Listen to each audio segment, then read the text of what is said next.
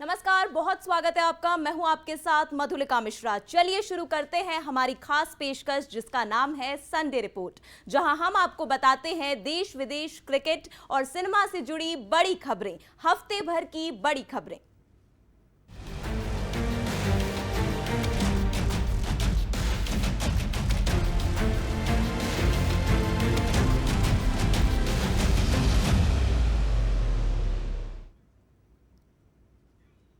सबसे पहले बात करते हैं इस हफ्ते सुर्खियों में रही भारत पाकिस्तान संघर्ष की।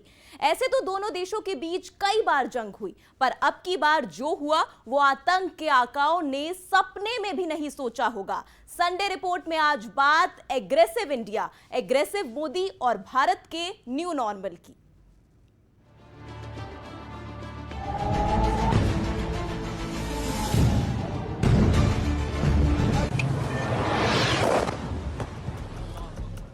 ये नया भारत है जो सिर्फ जवाब नहीं देता बल्कि घर में घुसकर मारता है।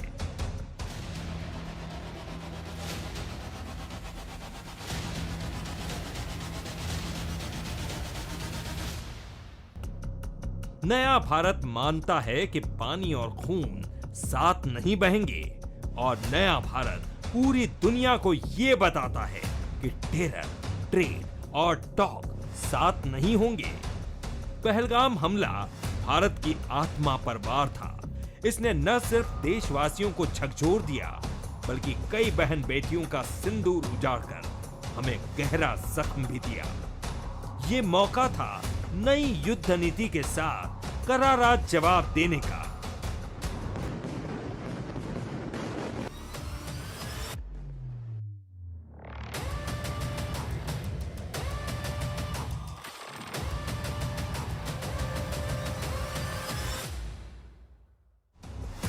और हमले के बाद पहले ही भाषण में पीएम मोदी ने यह साफ कर दिया कि आतंकियों को मिट्टी में मिला देंगे। मैं बहुत स्पष्ट शब्दों में कहना चाहता हूं, जिन्होंने ये हमला किया है उन आतंकियों को और इस हमले की साजिश रचने वालों को उनकी कल्पना से भी बड़ी सजा मिलेगी। प्रधानमंत्री के इस बयान से साफ हो गया था कि भारत शांति प्रिय छवि से निकलकर एग्रेसिव मोड में आ चुका है और यही भारत का न्यू नॉर्मल है। पहलगाम हमले के ठीक बाद सिंधु समझौता रद्द हुआ, पाक पर आर्थिक स्ट्राइक हुई और ठीक 15 दिन बाद 9 आतंकी ठिकानों पर हमला किया गया। एक्शन यही नहीं रुका, पाकिस्तान ने आंख दिखाने की कोशिश की, ड्रोन और मिसाइल के जरिए अटैक किए तो भारत ने भीतर घुसकर पाकिस्तानी एयरबेस तबाह कर दिए। जब 12 मई को पीएम मोदी देश के सामने आए तो उन्होंने दुनिया के चौधरी को भी बता दिया कि अब बात सिर्फ पीओके और आतंक को लेकर होगी। न्यूक्लियर ब्लैकमेलिंग भारत नहीं सहेगा। हम अपने तरीके से अपनी शर्तों पर जवाब देकर रहेंगे। कोई भी न्यूक्लियर ब्लैकमेल भारत नहीं सहेगा। भारत सटीक और निर्णायक प्रहार करेगा। हम आतंक की सरपरस्त सरकार, आतंक के आकाओं को अलग अलग नहीं देखेंगे।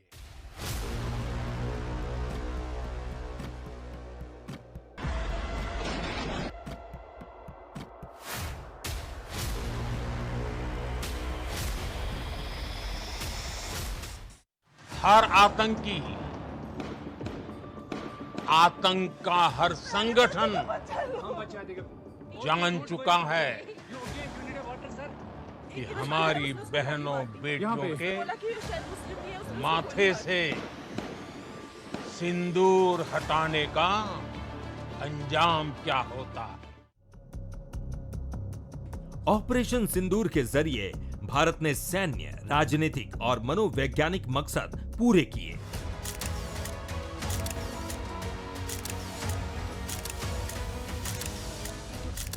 पहली बार भारत ने कुछ ऐसा किया जो देश के इतिहास में पहली बार हुआ। शांति प्रिय देश की छवि को बदल एग्रेसिव हुआ। भारत ने पहली बार आगे होकर अटैक किया, आर्थिक, कूटनीतिक और राजनीतिक प्रहार किए। पहली बार न्यूक्लियर पावर नेशन पर हमला हुआ। दुनिया के चौधरी बनने वालों को भी सीधा मैसेज, दो देशों के मसलों में किसी की मध्यस्थता मंजूर नहीं। ऑपरेशन सिंदूर के नाम से भी मोदी ने दिया संदेश। पाक में फल फूल रहे आतंक को दुनिया के सामने रखा। सटीक हमले कर स्वदेशी हथियारों की नुमाइश की। ऑपरेशन का नाम तय करने से लेकर संबोधन में सिंदूरी जैकेट पहनना, आदमपुर एयरबेस जाकर पाक के झूठ को उजागर करना, वेस्टर्न कमांड की कैब और S-400 राफेल की नुमाइश करना। पीएम मोदी ने कई बार बिना बोले ही अपने इरादे दुनिया को बता दिए। पीएम नरेंद्र मोदी ने सुरक्षा के मामलों में देश को लंबी अवधि के लिए तैयार किया है। इससे जोखिम उठाने की क्षमता बढ़ी है, जिससे यकीनी तौर पर बीजेपी की राजनीतिक पूंजी भी बढ़ी है।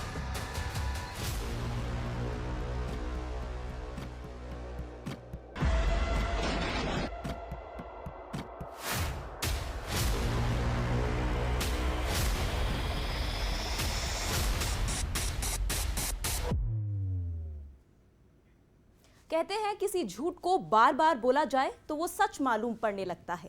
नोबेल प्राइज की आस लिए फिर रहे और खुद को शांति दूत समझ रहे डोनाल्ड ट्रंप दुनिया में झूठ परोसते फिर रहे हैं। लेकिन भारत ने अमेरिका को सख्त लहजे में समझा दिया है कि ज्यादा चौधरी बनने की कोशिश मत करो, नहीं तो भारत की दोस्ती गंवानी पड़ सकती है। जिसके बाद ट्रंप ने हमेशा की तरह अपने बयानों से पलटी मारी। रिपोर्ट देखिए।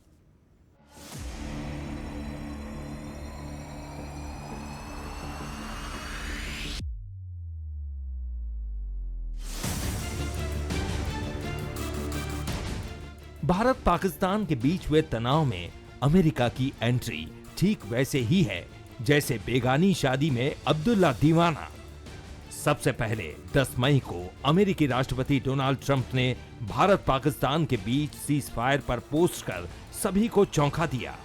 फिर उसके बाद वो लगातार ये दावा कर रहे हैं कि अमेरिका ने भारत पाक के बीच वॉर रुकवा दी।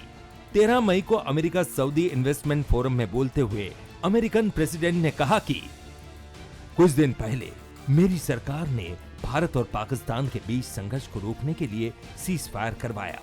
मैंने ट्रेड का बड़े पैमाने पर यूज किया। मैंने ट्रेड का हवाला देकर दोनों देशों से कहा कि आओ डील करते हैं, कारोबार करें, न्यूक्लियर मिसाइल नहीं चलाएं, बल्कि ऐसी चीजों का कारोबार करते हैं जो आप खूबसूरत तरीके से बनाते हैं। दोनों देशों के प्रधानमंत्री ताकतवर हैं, बहुत ताकतवर हैं, अच्छे नेता हैं, स्मार्ट हैं। उन्होंने बात मानकर ये जंग रोक दी। किसी भी विषय पर बोलो तो सिर्फ और सिर्फ झूठ बोलो। एक ही काम, झूठ बोलो, झूठ बोलो, झूठ बोलो, बार बार बोलो, बार बार बोलो, बार बार बोलो, हर जगह पे बोलो और जोर जोर से बोलो। जनता और विपक्ष के मन में उठ रहे तमाम सवालों के बीच पीएम मोदी ने बता दिया कि पाकिस्तान ने जब भारत के सामने घुटने टेक दिए तभी भारत अपनी शर्तों पर युद्ध विराम के लिए राजी हुआ। लेकिन मोदी ने यह भी साफ कर दिया कि ऑपरेशन सिंदूर अभी जारी है।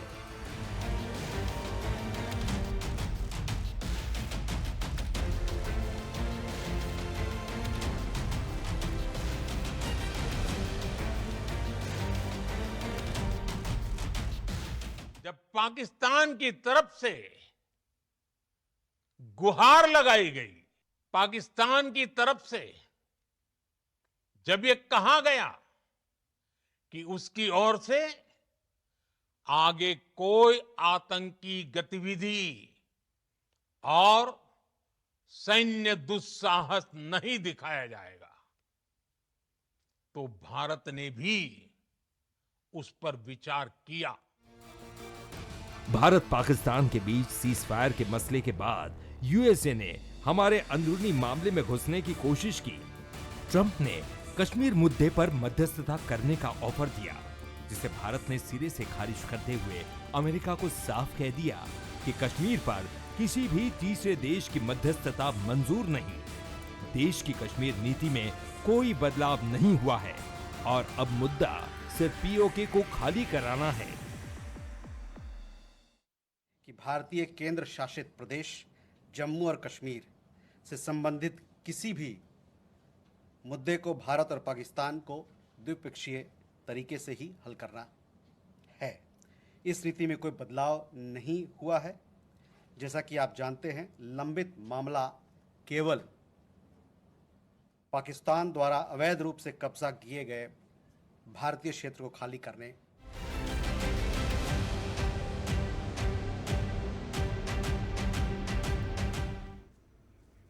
कहते हैं एक पिता अपने बच्चों के लिए दुनिया से लड़ जाता है, लेकिन जब वही पिता अपने ही बच्चों का दुश्मन बन जाए तो क्या कहिएगा।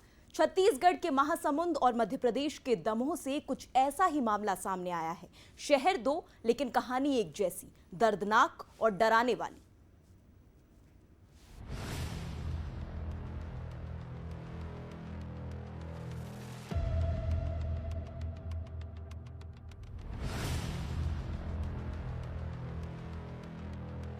दो शहर, दो बाप और कहानी एक जैसी, जहां पिता ही अपने बच्चों का दुश्मन बन गया और जिंदगी देने वाले ने ही जिंदगी ले ली।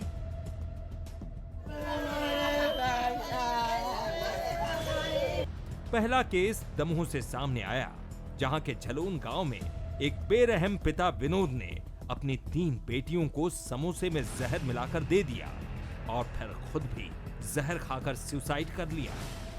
तीनों मासूम महक, खुशबू और खुशी ने तड़प तड़प कर दम तोड़ दिया। साथ ही वो जालिम बाप भी हमेशा के लिए मौत के आगोश में पहुंच गया। अपनी लड़कियां 3 बन के हम नहवा दे रहे, फिर लवा जाती हूँ, कह रहे ना पे में नहवा दी, बाद में ले देगी, पहले ले जाओ। रोती बिलखती माँ अपनी बेटियों को गले लगाकर रोती रही और कहती रही कि शराबी पति ने अपनी जिद के चलते मेरी बेटियों को मौत दे दी। दरअसल ससुराल में विनोद के साले की शादी थी, जहां उसने शराब पीकर खूब हंगामा किया, जिसके बाद उसकी पत्नी ने उसे साले की बारात में जाने से रोक दिया, जिससे नाराज होकर उसने 2-3 दिन जमकर शराब पी और तीनों मासूमों की हत्या का प्लान बना लिया। पहले ले जाओ, जो लवा जा, रोज की तरह लवा जा, समोसा खवावे, आज लवा जा, लवा गए। वो ऐसा जिसकी मोटरसाइकिल ले गए थे, वो मोटरसाइकिल अपनी ले आओ, जब उन्हें बताओ कि तुम्हारे तो तमाम बाल बच्चे तालाब में डरे। शहर के सरकारी क्वार्टर में रहने वाला एक साधारण सा परिवार, बाहर से सब कुछ सामान्य, खुशहाल परिवार, सरकारी नौकरी, अच्छे स्कूल में पढ़ने वाले बच्चे। लेकिन एक दिन चारों के शव उसी सरकारी क्वार्टर में मिले, जिससे पूरे शहर में हड़कंप मच गया। लोग सोचने लगे कि आखिर ये कैसे हो सकता है। मकान नंबर 5 में रहने वाले बसंत पटेल की लाश फंदे से लटकती मिली, वहीं उनकी पत्नी और 2 बच्चे की बॉडी नीचे जमीन पर पड़ी थी। शुरुआती जांच में पुलिस ने सुसाइड का एंगल दिया, लेकिन फिर पीएम रिपोर्ट आने के बाद हुए खुलासे ने सभी को चौंका दिया। शिवकांत ने पहले अपनी पत्नी और दोनों बच्चों की गला दबाकर हत्या कर दी और फिर खुद भी फांसी के फंदे पर झूल गया। पूछताछ में सामने आया कि शिवकांत पिछले कुछ महीनों से मानसिक रूप से परेशान था। वजह थी पारिवारिक कलह। और सबसे छोटी बच्ची की उम्र लगभग 15 महीने है। तीनों बच्चे अमृत और विनोद जाटव चौथे इसके पिता के रूप में जो है अमृत होने की पुष्टि जो है। दोनों ही केस में वजह केवल एक ही थी, पारिवारिक कलह और मानसिक तनाव, जिसकी वजह से पिता हैवान बन गए। लेकिन इसकी कई वजहें हैं। एक तो समय की कमी, जिससे लोग परिवार से दूर हो रहे हैं। दूसरा है आपस में कम्युनिकेशन का न होना, जो परिवारों को एक दूसरे से दूर कर रहा है। अक्सर देखा गया है कि काम के बोझ के चलते एक ही बिल्डिंग में रहने वाला परिवार महीनों महीनों तक बात नहीं कर पाता। यूं ही नहीं कोई विराट बन जाता है। विराट एक ऐसा खिलाड़ी, जब सफेद जर्सी पहनता था तो लगता था जैसे भारत की रगों में जुनून दौड़ रहा हो। 2011 में जब विराट कोहली ने टेस्ट क्रिकेट में कदम रखा, तब किसी को अंदाजा नहीं था कि ये लड़का आने वाले दशक में टेस्ट क्रिकेट का चेहरा बन जाएगा। संडे रिपोर्ट में आज बात किंग कोहली के दमदार टेस्ट करियर की।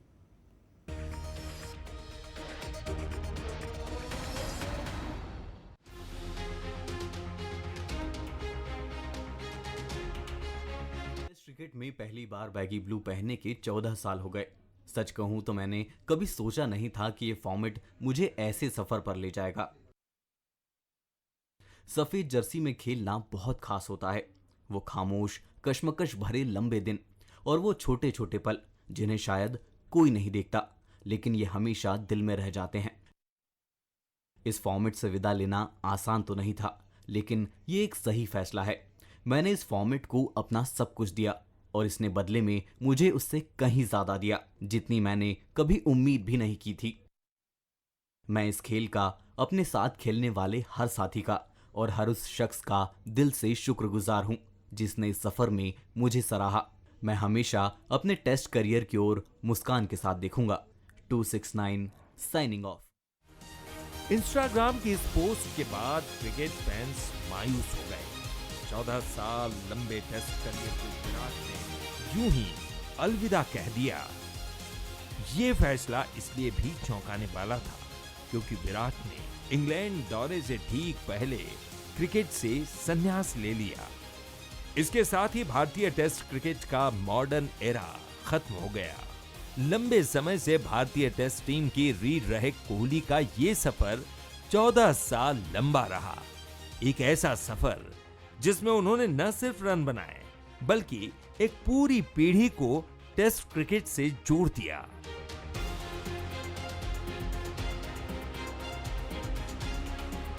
साउथ अफ्रीका की पिच हो या इंग्लैंड की ठंडी हवा, विराट का बल्ला हर सरजमी पर गरजा।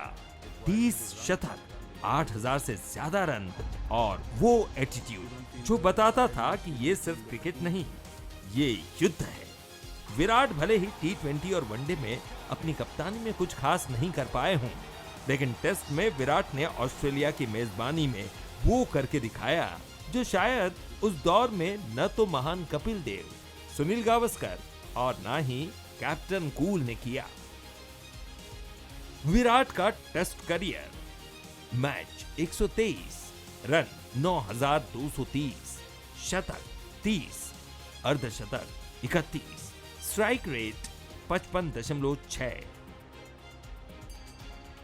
विराट की कप्तानी में भारतीय टीम ने 2018-19 में इतिहास रच दिया था। बॉर्डर गावस्कर ट्रॉफी में टीम इंडिया ने ऑस्ट्रेलिया को उसके घर में ही हरा दिया। टीम ने 4 मैचों की सीरीज को 2-1 से अपने नाम कर लिया था। टीम इंडिया ने पहली बार ऑस्ट्रेलिया को उसके घरेलू मैदान पर सीरीज में हराया था। कोहली टेस्ट में भारत के अब तक के सबसे बेहतर कप्तान में से एक हैं।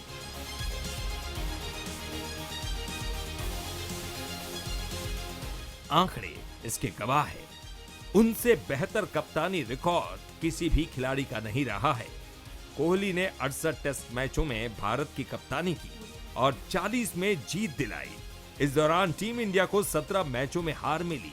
उनकी कप्तानी में भारतीय टीम कभी भी होम ग्राउंड पर टेस्ट सीरीज नहीं हारी।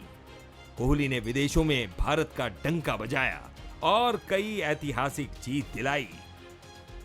टेस्ट क्रिकेट में बतौर कप्तान विराट, मैच 68, जीत 40, हार 17।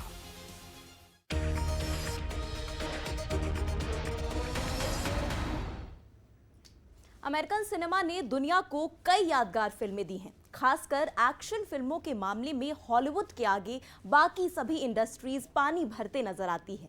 ऐसी ही एक यादगार और सबसे मशहूर फिल्म है एक series, mission impossible series. Tom cruise की यह फिल्म दुनिया भर में मशहूर है। इस साल यानी 2025 में इस फ्रेंचाइजी की आखिरी फिल्म 17 मई को भारत में रिलीज हो गई है, जिसका नाम है mission impossible the final reckoning.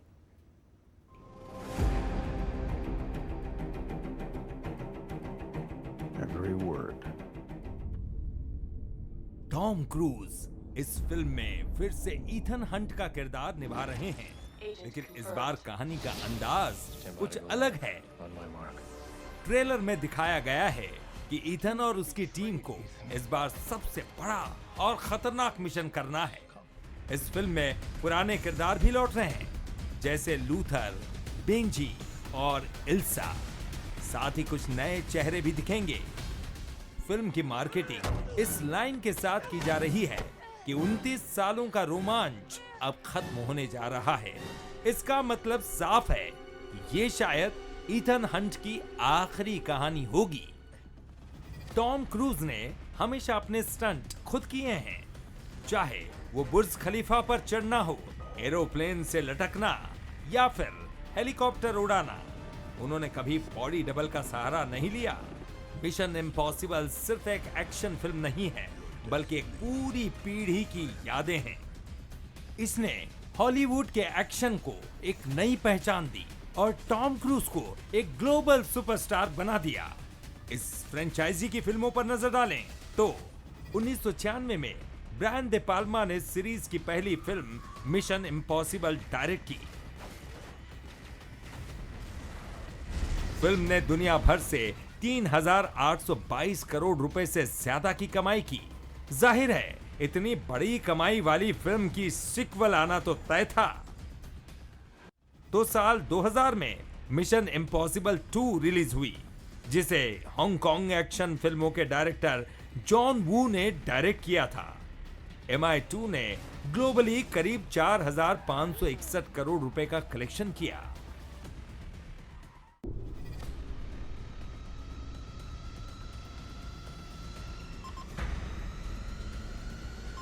इस फिल्म के 6 साल बाद सीरीज की तीसरी फिल्म मिशन इम्पॉसिबल 3 भी आ गई। इसका डायरेक्शन जे एब्राम्स ने किया था। इसने टिकट खिड़की पर 3,326 करोड़ रुपए से ऊपर का कारोबार किया था। फिर MI सीरीज की चौथी film Mission impossible ghost protocol साल 2011 में दर्शकों के बीच पहुंची। ये फिल्म ब्रैड बर्थ के डायरेक्शन में बनी थी। इसने 5,802 करोड़ रुपए दुनिया भर से छापे।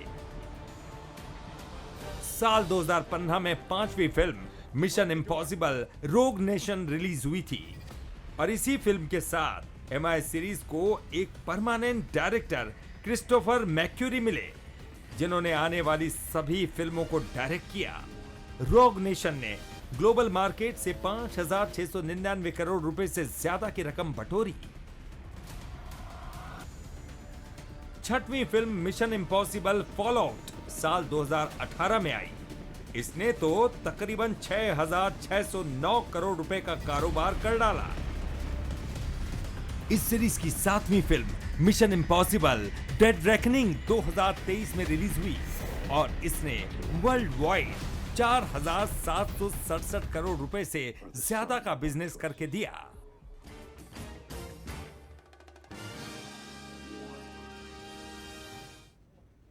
और इसी के साथ हमारी खास पेशकश संडे रिपोर्ट में आज के लिए बस इतना ही। हमें दीजिए इजाजत, लेकिन इंतजार करिएगा संडे का, जब हम लेकर आएंगे हफ्ते भर की बड़ी खबरें।